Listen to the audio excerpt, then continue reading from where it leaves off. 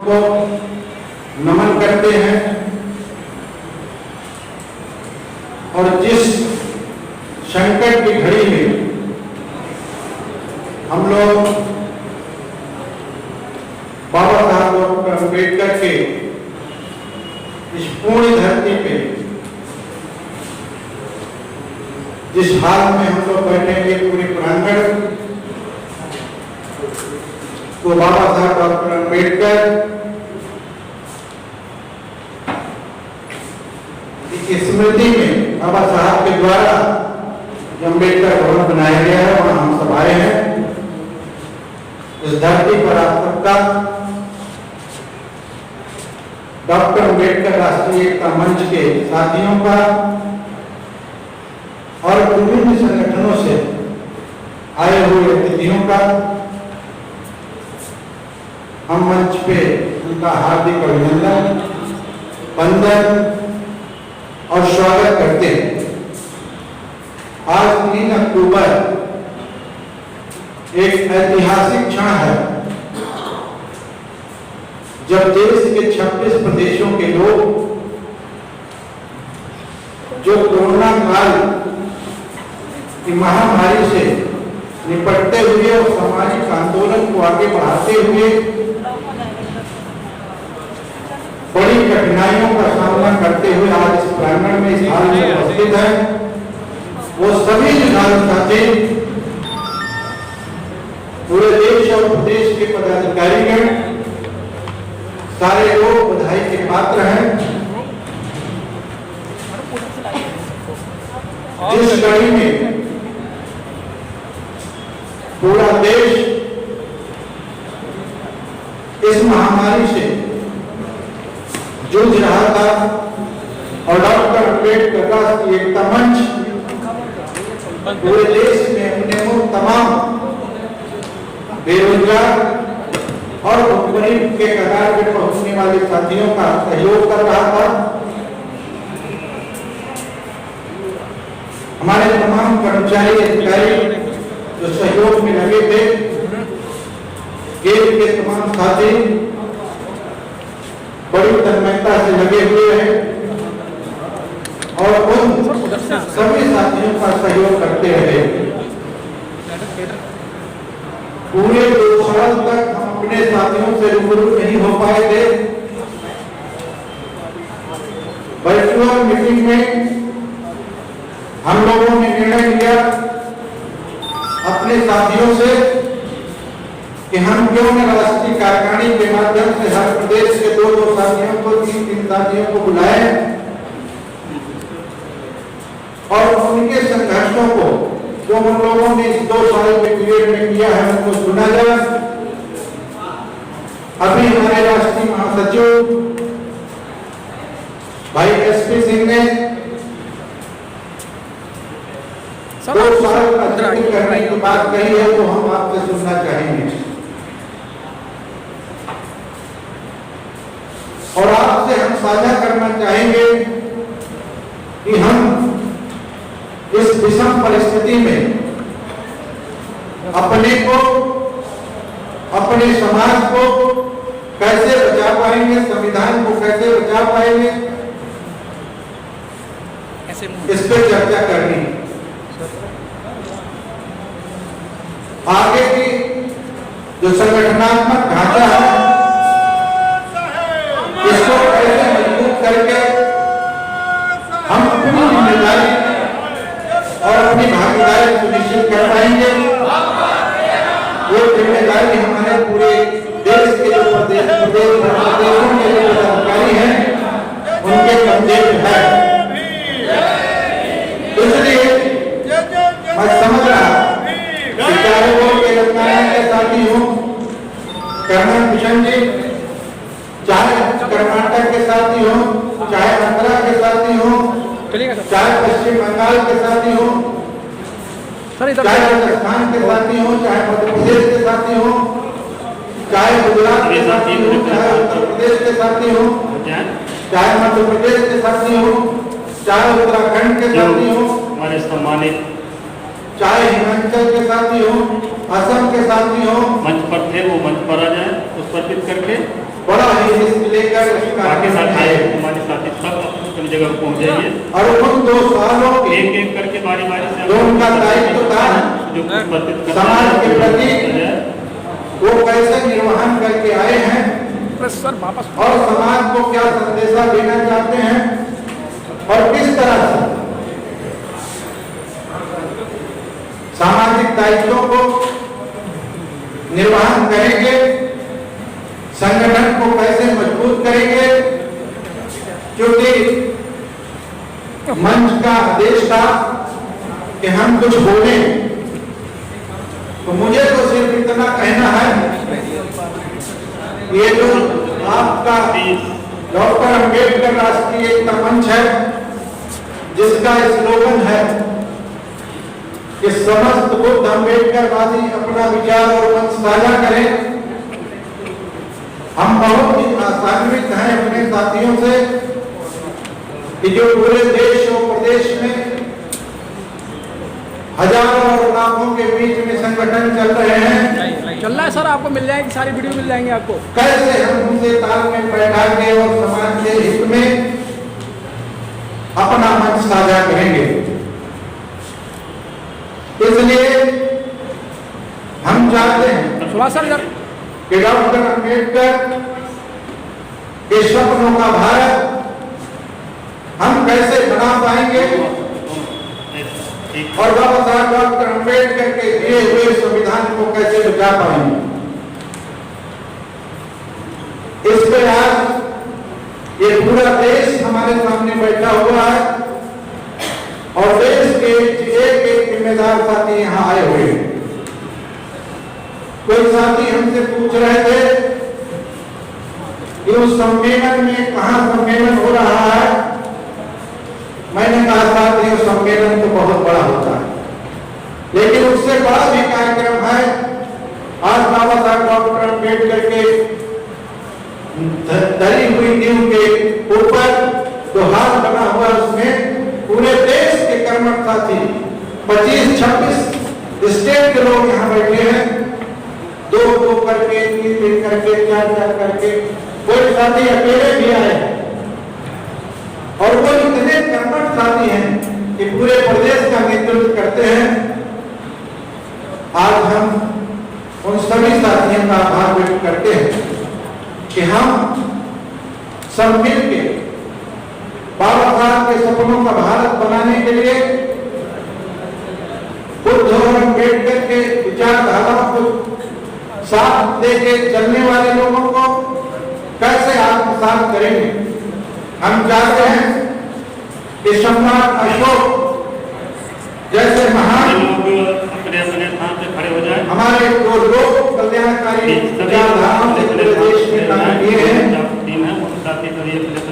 ज्योतिबा फूले, साहूजी महाराज, संत कबीर, संत रविदास, जैसा आप जानते हैं हम लोग जब हम मंचों पे आते हैं साथियों बात करते हैं तो बहुत ही सहार की बात करते हैं कि बाबा साहब डॉक्टर अंबेडकर ने कहा है, हाथ जोड़ लीजिए, शिक्षा खड़े होकर के वो शरीर का दूध है, बोल रहा हूँ, आप जो जितना पिएगा उतना सहारेगा।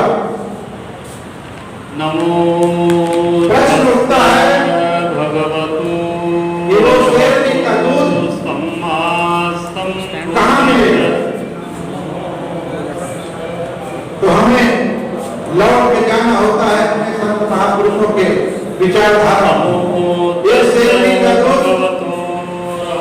बाबा साहब डॉक्टर अंबेडकर, संत कबीर, संत रविदास के मार्गदर्शन पर मिलेगा, उनकी विचारधाराओं पर मिलेगा और वही शिक्षा के माध्यम से हमारे सारे लोग जहां भी हैं, जैसे भी हैं, लेकिन वही दहाड़ जो शेरों की दहाड़ होती है, उसी तरह से उनकी शिक्षा और दीक्षा का प्रयोग करके और उन व्यवस्था के खिलाफ आवाज बुलंद करने का काम करते हैं। आप सबका मैं हृदय से आभार व्यक्त करता हूँ बार बार कि अपने संगठन के इस बुलावे पे आप सब पारिवारिक दायित्वों को और तमाम जिम्मेदारियों को दरकिनार करते हुए आप आज के इस बैठक में राष्ट्रीय कार्यकारिणी में उपस्थित हुए हैं। तो मेरा आग्रह है कि जब हमारे साथ इतने कर्मठ साथी हैं, जुझारू साथी हैं, हमारी बहनें हैं, हमारे नौजवान साथी, हमारे नौजवान भाई हैं, हमारे बुजुर्ग हैं जो हमें मार्गदर्शन कर सकते हैं, उन सभी के विचारधाराओं को आत्मसात करना चाहते हैं। हम चाहते हैं कि आप अपने प्रदेश में दौड़ के जाएंगे तो किस तरह से अपनी प्रदेश की कमेटी को, प्रदेश से मंडल की कमेटी को, मंडल से जिले की कमेटी को, जिले की कमेटी से बूथ कमेटी तक आएंगे। ये बात आपको मौका मिलेगा और आपके बात करने के बाद जब मुझे मौका मिलेगा तो मैं फिर आपसे बात करूंगा। लेकिन क्योंकि मैं ये चाहता था कि पहले आप लोगों का विचार सुन लिया जाए, फिर मैं अपना विचार रखूंगा। जो भी रहा हो राष्ट्रीय महासचिव का विचार कि पहले हम अपने पूरे भारत में जो 26 प्रदेशों में कार्यकारिणी है, 26 प्रदेशों में अपना जो नौजवान जुझारू साथी हैं, वो किस प्रकार से अपने प्रदेश की बात को अपने हाथों में, अपने साथ साथ अपने नौजवान साथियों को आगे लाना चाहते हैं और उनकी क्या मंशा है और क्या करने की रणनीति है। मेरा आग्रह है कि जब आपके प्रदेश में कार्यकारिणी मजबूत होगी तो प्रदेश का नेतृत्व करने वाला प्रदेश के मुख्यमंत्री के बराबर अपना अस्तित्व रखेगा।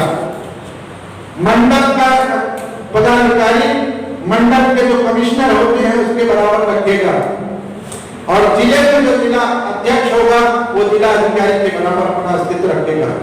और ये अस्तित्व तब बन पाएगा जब आपकी कार्यकारिणी मजबूती से खड़ी होगी।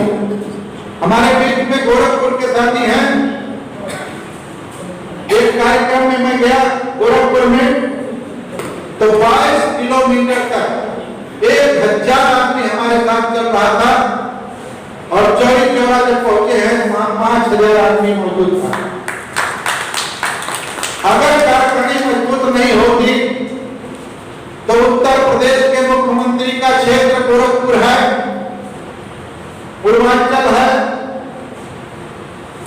जहां तमाम संगठनों के साथी मंच में विराजमान थे और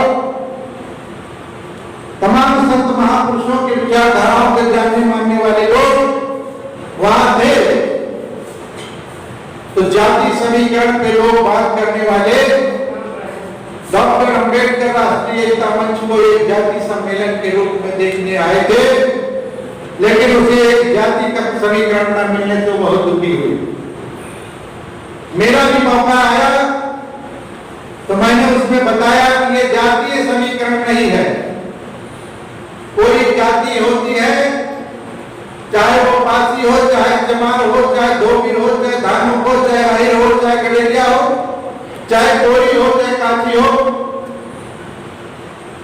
इस भावना को रखने वाले लोग जब मंच पे आते हैं तो अपनी जाति को अपना समाज बताते हैं। हमने मंच के माध्यम से कहा कि जाति जो है वो जाति है, जाति को समाज बताने की कोशिश न करो। पासी कहता पासी समाज है, धोबी कहता धोबी समाज है, चमार कहता चमार समाज है। समाज तो पूरे जातियों को मिलाकर बनेगा, एक जाति से समाज बनने वाला नहीं है। इसलिए सभी को ये मान के जाना है कि हमको अपना समाज बनाना है। बाबा साहब डॉक्टर अंबेडकर ने समाज बनाने की कोशिश की है, संविधान में लिख दिया अनुसूचित जाति जनजाति समाज। जाति नहीं लिखा है बल्कि सारी जातियों को उस समाज में समाहित कर दिया है। इसलिए हम चाहते हैं कि जो काम मनवादी व्यवस्था के लोग चाहते हैं, कम से कम हमारे लोग जो अम्बेडकर मूवमेंट से हैं, जो बुद्धिस्ट लोग हैं, वो सारे के सारे लोग कम से कम एक समाज बनाने का संकल्पना लें, कल्पना करें जिससे उनके समाज की मजबूती हो। आज देश की हालात पे जब हम देख रहे हैं कि संवैधानिक व्यवस्था को ध्वस्त करते हुए हमारे अधिकारों को छिन्न भिन्न किया जा रहा है, तो ऐसी परिस्थिति में फिर हम जाति लेके क्या करेंगे?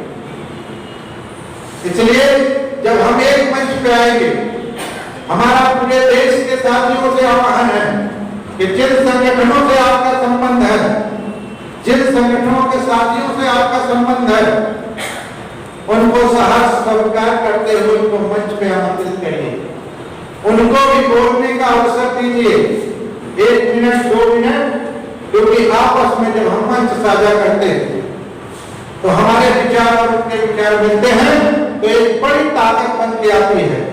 इसलिए विशेष रूप से साथियों से आग्रह है कि आप सब कार्यकारिणी मजबूत करिए। ऐसा नहीं है कि अगर कार्यकारिणी मजबूत करें आप कुछ हासिल कर सकते हैं, ऐसा नहीं कि आप संगठन के बगैर कुछ कर सकते हैं। कहते हैं कि कलयुग में संगठन ही बहुत मजबूत होता है, क्षण दे सकते कलयुग। हम लोग इस स्थिति में चल रहे हैं, इसमें संगठन की बहुत महत्वपूर्ण भूमिका होती है। इसलिए हम एक एक साथी के विचार जानना चाहेंगे। जब हमारे संचालक महोदय फिर से मुझे अवसर देंगे तो मैं फिर से आपसे बातचीत करूंगा, लेकिन बहुत समय जाया न करने की कोशिश करिएगा। टू द पॉइंट, संगठन और देश और समाज की हालात पे आप बात कर सकते हैं। 2-2 मिनट अपनी स्थिति को जरूर व्यक्त करें कि हम वहां से क्या सोच के आए हैं इस राष्ट्रीय कार्यकारिणी में और क्या निर्णय लेना है हमको, क्योंकि सबको पता है यहाँ कोई ऐसा व्यक्ति नहीं दिख रहा है जो संगठन नहीं चला रहा है, जो संगठन से जुड़ा नहीं है, जो समाज के कार्यों में लिप्त नहीं है। वैसे ही सारे साथी हमारे बीच में आए हैं। मुझे बड़ा फख्र है इस बात की कि ऐसी परिस्थितियों में भारत की राजधानी दिल्ली में एक बड़ी सभा का आगाज देने के लिए आप सब आए हैं और आप सब चाहते हैं कि देश की बेहतरी, समाज की बेहतरी और परिवार की बेहतरी अच्छी तरह से हो। वो भी तथागत भगवान बुद्ध और बाबा साहब डॉक्टर अम्बेडकर के मार्ग पर चल, हमारे संत महापुरुषों के मार्ग पर चल हम संगठित हों और संगठित करें। अभी 60-70 वर्षों से हम बाबा साहब के मूल मंत्र शिक्षित बनो संगठित हो संघर्ष करो के नारे लगाते आए और इन 60 सालों में बहुत से हमारे साथी, विद्वान साथी तमाम सरकारी सेवाओं में आके सेवानिवृत्ति भी हो गए और फिर भी मंच के माध्यम से शिक्षित बनो संगठित हो संघर्ष करो के नारे दे रहे हैं। हम उनसे भी आग्रह करेंगे कि बहुत दिन हो गया शिक्षित बनो का नारा देते हैं, अब शिक्षित करो का नारा देना है। जो पढ़े लिखे लोग हैं वो अशिक्षितों को शिक्षित करने का बीड़ा उठाएंगे। बहुत साथी संगठन कर रहे हैं और मैं उनसे भी आग्रह करूंगा कि संगठित उनको करो जो असंगठित लोग हैं, उनके माध्यम से आपके समाज में मजबूती होगी और संघर्ष करने का दावा सिर्फ एक संगठन का नहीं होगा, एक व्यक्ति का नहीं होगा। बाबा साहब डॉक्टर अम्बेडकर फिर से इस धरती पे आने वाले नहीं, ये सब कुछ संघर्ष करके आप हमको आपको दे देंगे। अब संघर्ष करना हम सबका दायित्व है कि हम सब संघर्ष करके आने वाली पीढ़ी को क्या देंगे और कैसे देंगे, इस पर विचार मंथन करना है कि हम अपने समाज को, आने वाली पीढ़ी नौजवानों को क्या देने जा रहे हैं। क्योंकि देश चलाने वाले कभी कभी मंचों पे हमारे तमाम ओजस्वी वक्ता, ओजस्वी साथी कहते हैं लड़ाई 15 और 85 की। हम 85% हैं और वो 15% हैं, तथाकथित जाति के लोग 15% लोग।